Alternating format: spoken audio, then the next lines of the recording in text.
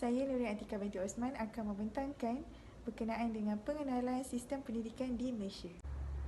Sistem pendidikan di Malaysia disedia oleh Kementerian Pendidikan Malaysia iaitu KPM. Pendidikan Malaysia boleh didapatkan dari sekolah tanggungan, kerajaan, sekolah swasta maupun secara tersendiri. Sistem pendidikan dipusatkan terutamanya bagi sekolah rendah dan sekolah menengah.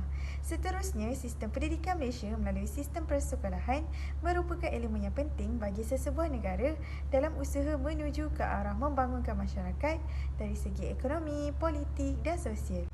Selain itu, sistem persekolahan bukan sahaja berperanan untuk memberi ilmu pelajaran kepada masyarakat semata-mata, malah ia merupakan saluran yang terbaik untuk menyampaikan sasiah kepada rakyat berkenaan dengan wadah perjuangan negara yang sangat mementingkan nilai-nilai murni dalam masyarakat yang berbilang kaum demi mencapai perpaduan.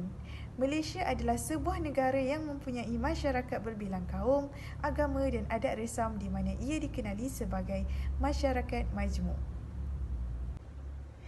Di samping itu, untuk pencapaian dengan menghasilkan anjakan seperti yang dihasratkan, kita perlu berdasarkan kemajuan yang telah dizahirkan dalam keseluruhan sistem dan menyebarluaskan manfaat kemajuan tersebut secara lebih menyeluruh, terutamanya kepada kumpulan murid yang terpinggir dan membantu semua murid mencapai kejayaan. Kementerian Pelajaran akan mengembeling segala sumber untuk melakukan perubahan dengan cara yang berbeza terhadap perkara paling penting iaitu kemenjadian murid melalui etika dan adab.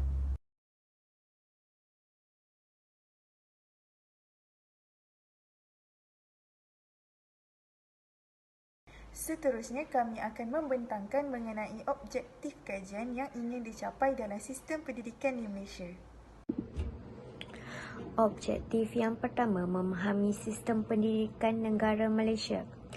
Pendidikan adalah satu proses yang berterusan bagi mengembangkan potensi individu ke arah kecemerlangan akademik serta mempunyai kepelbagaian kemahiran menyeluruh dan bersepadu selaras dengan hasrat kerajaan bagi melahirkan generasi berketerampilan dan berdaya saing. Falsafah pendidikan di Malaysia ialah satu usaha yang berterusan ke arah memperkembangkan potensi individu secara menyeluruh dan bersepadu bagi mewujudkan insan yang seimbang dan harmoni dari segi intelek, rohani dan emosi serta jasmani, berlandaskan kepada kepercayaan dan kepatuhan kepada Tuhan. Yang seterusnya ialah tujuan pendidikan di Malaysia ialah melahirkan warga negara Malaysia yang berilmu pengetahuan, berketerampilan berakhlak mulia serta bertanggungjawab.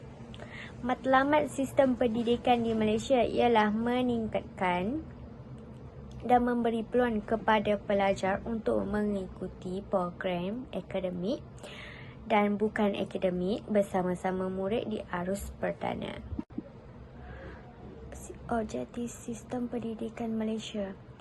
Yang pertama, memahami prestasi dan cabaran semasa sistem pendidikan Malaysia berfokuskan penambahbaikan akses kepada pendidikan, meningkatkan standard kualiti, merapatkan jurang pencapaian, menggalakkan perpaduan dalam kalangan murid serta memaksimumkan keberkesanan sistem. Yang kedua, mewujudkan visi dan aspirasi yang jelas untuk sistem pendidikan dan setiap murid bagi 13 tahun yang seterusnya sehingga tahun 2025.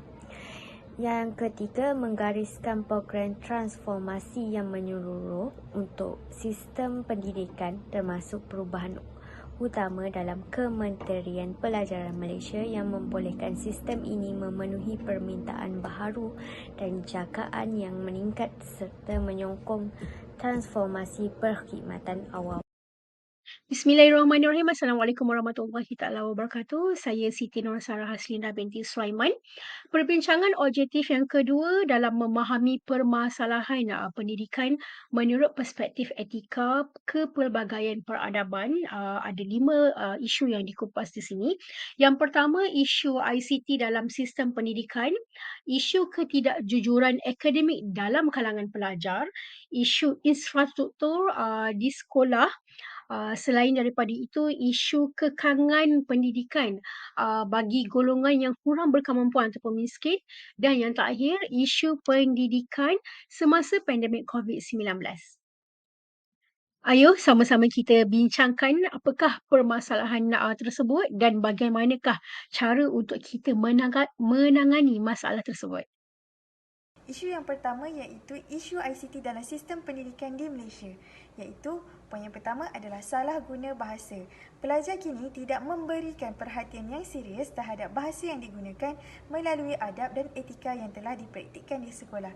Ianya jelas bahawa untuk melihat seseorang itu dalam mempunyai sifat yang murni dari segi adab dan etika hanyalah melihat dari segi cara mereka berbicara. Poin yang kedua adalah kurang berminat dalam pelajaran. Isu dari segi permasalahan pelajar yang kurang berminat dalam pelajaran ini kerana mereka merasa bahawa isu ICT ini dapat memudahkan mereka untuk mencari jawapan atau solusi dalam sesuatu perkara. Poin yang ketiga iaitu kepakaran guru yang terhad. Selain itu, antara masalah utama kepakaran guru yang terhad, seorang guru yang mempunyai komputer tetapi kurang dalam pengetahuan tahap penggunaan internet.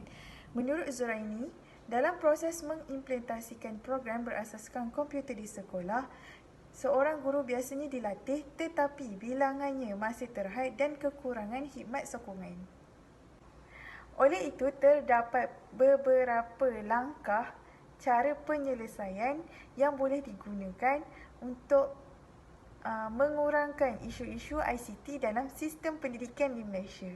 Penyelesaian dari isu salah guna bahasa boleh diselesaikan dengan pelajar tidak mencampur adukkan bahasa seperti bahasa Melayu dan juga bahasa Inggeris dalam perbualan seharian mereka supaya ianya dapat menunjukkan etika dan adab apabila berbicara dengan guru atau sesiapa sahaja.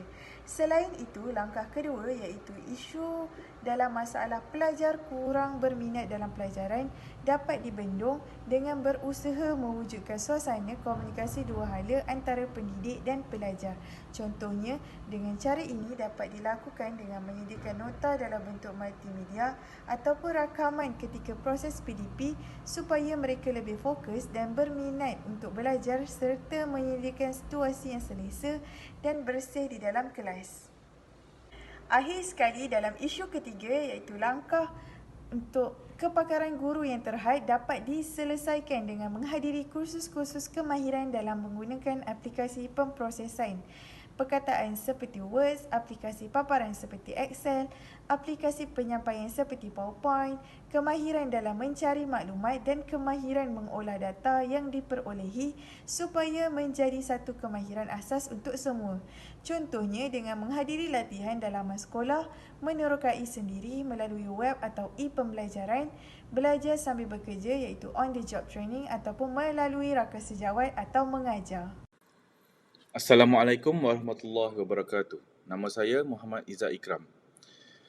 Saya akan mengupas isu ketidakjujuran akademik dalam kalangan pelajar. Permasalahan isunya adalah plagiat dalam kalangan pelajar dan penyelesaian isu, iaitu penggunaan teknologi software mencegah plagiat dapat ditunjukkan seperti Turnitin ataupun AI yang supaya isu ketidakjujuran ini dapat dielakkan atau dibendung dalam sistem pendidikan di dalam negara kita. Okey, isu ketidakjujuran akademik dalam kalangan pelajar. Integriti dalam akademik adalah asas dalam menguatkan sistem pendidikan sesebuah negara dan masyarakat.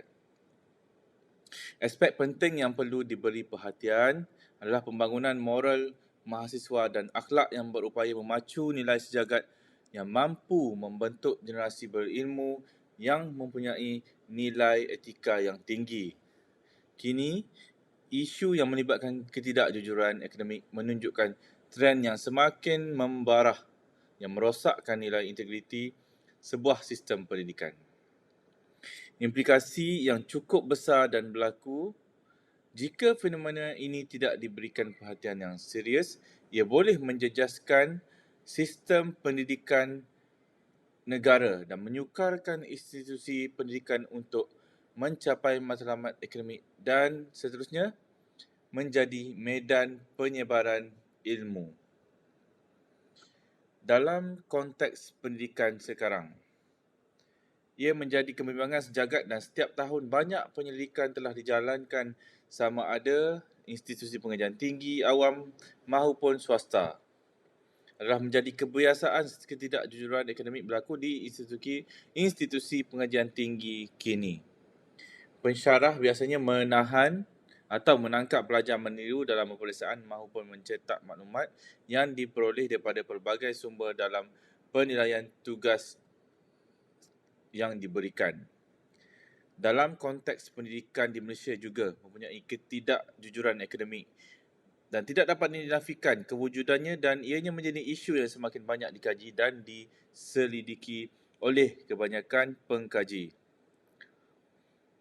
Isu plagiarisme dalam pendidikan dapat dilihat daripada pelbagai perspektif. Penyalinan dokumen ataupun atur cara tanpa memberi kredit boleh dianggap sebagai ketidakjujuran akademik. Tidak mengambil serius dalam proses pembelajaran akademik dan lebih suka menipu dalam peperiksaan untuk mencapai kejayaan. Kini pengaruh internet dan sumber-sumber baru medium pengajaran berasaskan elektronik juga memberi impak yang cukup besar terhadap ketidakjujuran akademik. Kepesatan pembangunan dan evolusi sumber-sumber maya terutamanya internet memberi kesan dan masalah yang sangat besar dalam pendidikan masa kini. Penyelesaian isu iaitu di dalam penggunaan teknologi software yang canggih sekarang, kita dapat lihat sistem aplikasi Turnitin ataupun AI dapat membendung isu plagiarisme di dalam sistem pendidikan di negara kita. Ia dapat mencegah ataupun dapat menghapuskan isu ketidakjujuran di dalam akademik yang menular di kalangan pelajar institusi awam ataupun institusi swasta di dalam negara kita ini. Terima kasih. Assalamualaikum warahmatullahi wabarakatuh. Salah satu isu pendidikan di Malaysia ini ialah isu infrastruktur sekolah yang tidak mencukupi dan juga sekolah daif.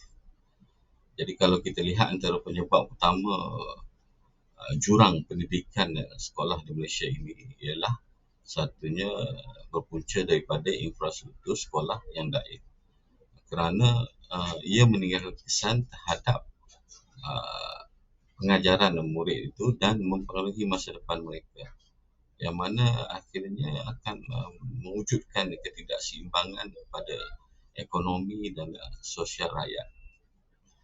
Jadi kalau kita tengok menurut laporan berita harian 14 Februari 2023, sebanyak 803 buah sekolah yang kebanyakannya terletak di Sabah dan Sarawak dikenal pasti mempunyai blok bangunan yang daif, yang mana dikategorikan sebagai bangunan yang tidak selamat untuk diduduki. Jadi isu infrastruktur sekolah daif ini bukanlah sesuatu isu yang baru. Ianya sesuatu isu yang berlanjutan dalam tempoh yang agak lama. Jadi pihak yang berwajib seharusnya mengambil tanggungjawab untuk menangani isu ini. Satu, tanggungjawab kerajaan itu sendiri ialah untuk memberi peruntukan yang secukupnya dalam menyedia dan membaik pulih infrastruktur sekolah itu sendiri. Kerana kita tahu penaik tarafan infrastruktur sekolah memerlukan peruntukan pembelanjaan yang agak tinggi. Kalau kita lihat dalam pembentangan pembelanjaan madani oleh Perdana Menteri, yang mana peruntukan berjumlah 900 juta disediakan kepada Kementerian Pendidikan bagi mengatasi masalah sekolah daif. Ianya satu langkah yang patut dipuji kerana kerajaan mengambil tanggungjawab untuk menangani isu ini. Yang keduanya, tanggungjawab sekolah dan ibu bapa. Jadi pihak sekolah dan ibu bapa seharusnya mendidik murid-murid itu sendiri agar bertanggungjawab dalam menjaga kemudahan yang ada di sekolah. Dan tugas-tugas penyelenggara juga perlu dilakukan oleh pihak sekolah agar setiap infrastruktur atau kemudahan berada dalam keadaan baik. Terima kasih. Bismillahirrahmanirrahim. Tuah ayam nampak di kaki tuah manusia, siapa yang tahu? Assalamualaikum warahmatullahi taala wabarakatuh dan salam sejahtera. Saya Siti Nur Sarah Haslina binti Sulaiman. Memetik peribahasa yang membawa maksud tiada siapa yang tahu dan pasti akan untung atau malang nasib seseorang tersebut. Kemiskinan ataupun kurang berkemampuan merupakan masalah sejagat yang merujuk kepada keadaan individu yang gagal mendapatkan keperluan asas seperti makanan, pakaian, tempat tinggal, waimah pendidikan itu sendiri. Dan sejajar dengan Perlembagaan Malaysia 2013 telah memperhatikan perkara 12, ada menyatakan bahawa tiada diskriminasi dalam mendapatkan pendidikan formal, dan ini dirujuk kepada perkara 8 Perlembagaan Malaysia yang menyatakan bahawa pendidikan ini ialah hak sama rata bagi setiap warga negaranya. Isu kekangan pendidikan kini bagi golongan kurang berkemampuan ataupun miskin dapat dilihat kepada dua perkara, iaitu miskin digital yang mana mereka sukar untuk mendapatkan akses internet dengan pantas, dan selain daripada peranti digital seperti komputer dan juga telefon pintar. Ini mungkin berikutan berkaitannya dengan isu yang kedua, iaitu isu sumber isi pendapatan rumah yang sangat rendah, di mana mungkin ada ibu bapa yang mempunyai faktor kesihatan yang tidak baik, taraf pendidikannya yang rendah, dan mereka terpaksa bekerja sendiri dengan mungkin gaji yang rendah, dan di dalam keluarga itu mungkin tanggungannya lebih ramai. Di dalam perbahasan Dewan Rakyat pada tahun 2020, bahawa Puan Teo Ni Ching, iaitu ahli Parlimen Kulai, ada menyatakan menurut kajian Kementerian Pendidikan Malaysia bahawa 37% pelajar tidak mempunyai peranti bagi pembelajaran atas talian. Di sini kita dapat lihat bahawa ada isu kekangannya daripada segi sudut ICT dan juga ekonomi. Dan jom kita lihat bagaimana penyelesaian bagi isu tersebut. Yang pertama ialah daripada segi bantuan awal dengan penyediaan peranti pintar, internet, komputer dan juga telefon pintar. Di sini kita dapat lihat bagaimana pihak-pihak berwajib membantu untuk menyediakan peralatan ataupun akses internet ni lebih laju di kawasan-kawasan pedalaman khususnya, selain membuat penyediaan makmal komputer di sekolah. Penyelesaian yang kedua ialah daripada segi bantuan oleh badan kerajaan dan juga NGO.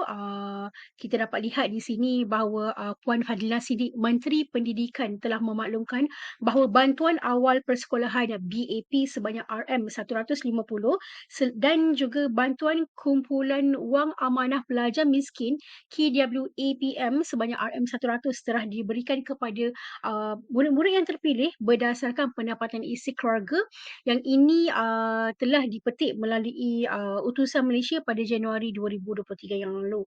Selain daripada itu, bantuan daripada segi peralatan persekolahan, sokongan motivasi oleh badan-badan NGO juga sangat membantu bagi golongan kurang berkemampuan dan juga miskin ini.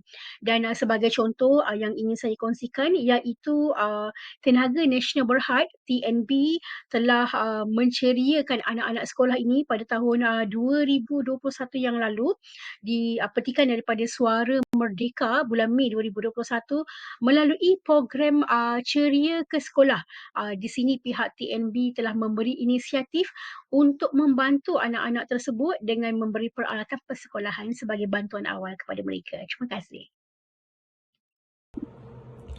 Permasalahan dan isu terkini pendidikan menurut perspektif etika dan pelbagai peradaban. Pandemik COVID-19 telah memberi impak kepada banyak sekolah dan sistem pendidikan di seluruh dunia serta memberi kesan terhadap peluang pendidikan. Penutupan sekolah semasa pandemik COVID-19 telah memberi kesan yang sangat ketara dalam kalangan pelajar, terutamanya bagi yang kurang berkemampuan, di mana ia akan memberi kesan negatif berpanjangan terhadap pelajar tersebut yang membawa kepada peningkatan ketaksamaan pendidikan serta kadar keciciran telah meningkat di dalam negara. Dari kaji selidik yang dijalankan oleh kumpulan kami, ekoran daripada pandemik 19, pendekatan pengajaran dan pembelajaran dari rumah secara dalam talian telah dilaksanakan oleh Kementerian Pendidikan Malaysia. Ekoran daripada kaedah guru perlulah celik IT dan bersedia dalam melaksanakan proses PDP secara dalam talian. Ibu bapa dan murid juga haruslah mempunyai peranti digital untuk akses internet dari rumah bagi membolehkan proses pembelajaran secara atas talian boleh dilaksanakan secara berterusan, dan ini menimbulkan masalah bagi murid-murid yang tinggal di kawasan pendalaman di Semenanjung Sabah dan Sarawak. Sistem pendidikan semasa pandemik terdapat kelemahan dalam pelaksanaan pembelajaran secara dalam talian kerana kaedah home-based learning adalah satu perkara baru dalam kalangan guru, murid, ibu bapa. Selain itu, ramai murid yang tidak dapat mengikuti pembelajaran secara dalam talian kerana akses kepada teknologi komunikasi yang terhad. Ini menyebabkan keberkesanan PDP yang berasaskan home-based learning agak kurang berkesan jika dibandingkan dengan kaedah secara bersemuka. Justru itu, situasi ini memberi impak negatif sekiranya berterusan, akan mengakibatkan murid menghadapi kesukaran untuk mencapai tahap pemahaman minimum dalam setiap mata pelajaran yang diikuti. Seterusnya, ia akan memberi kesan kepada minat dan motivasi murid untuk terus mengikuti PDP. PDP telah menunjukkan juran digital yang besar.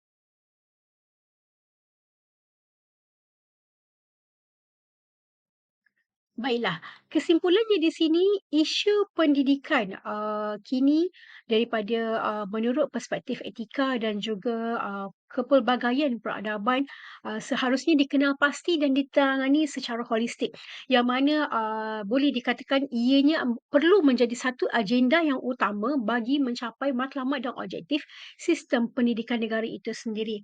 Dan saya percaya semua pihak memainkan peranan yang sangat penting bagi membantu menangani apa sahaja isu pendidikan demi orang kata menjamin mutu pendidikan negara dalam melahirkan masyarakat yang bermutu dan bertamadun.